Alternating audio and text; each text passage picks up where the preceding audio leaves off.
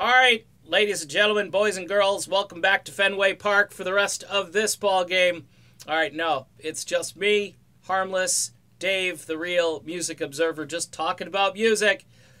I'm kind of doing it in real time, but when you think about it, I'm really not, because by the time you see the video, it's not real time. It's really later. Anyway, maybe I ought to change the intro. No, it's not going to happen. All right, folks, last weekend, it was Friday night, and this Journey tribute band goes out and they take the stage. This big event's called Rockin' on the River. 8,000 people show up. 8 grand. Now, I haven't really talked about these guys in a while because, quite frankly, they don't need my help anymore, okay? Used to bring them up quite often. Used to do videos documenting their upward, sort of going up the ladder of success. Now, they're kind of reaching, for the top rung. What a band, though. What an amazing band. Of course, I'm talking about the Escape Tribute Band from Ohio. These guys are just amazing. They typically congregate around the northeast part of the state, and they're the best, folks. They're the best. And think of this, okay? Journey kind of running out of steam. Last concert coming up in October. Of course, some interesting developments will probably ensue after that, and I'll keep you posted on what is going on there. But in the meantime, think of this. Parking is cheaper. You're not paying $15 for a beer like I did at the show. And that's why, I was into it. I probably would have had 2 beers, but I only had 1 because that's all the money I had in my wallet.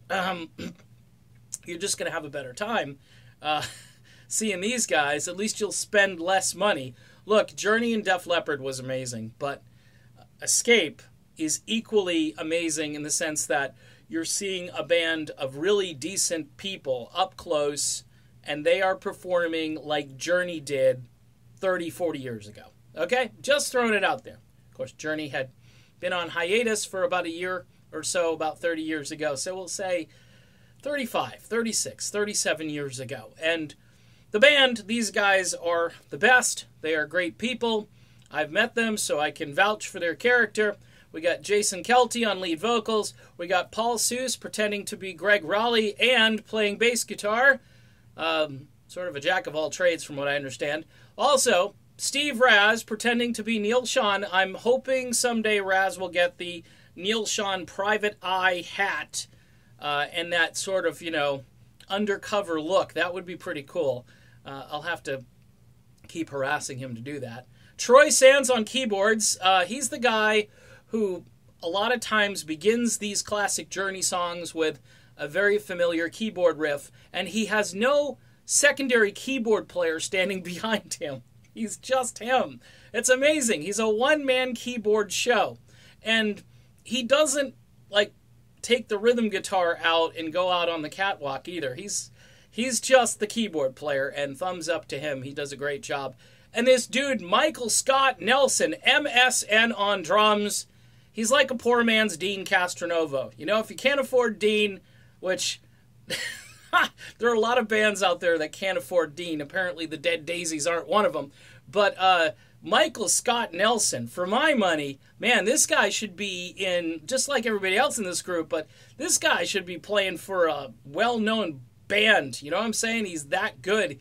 He's that incredible on drums, and I'm sure he's very content to draw 8,000 fans with the rest of his bandmates. Amazing. This band continues to impress.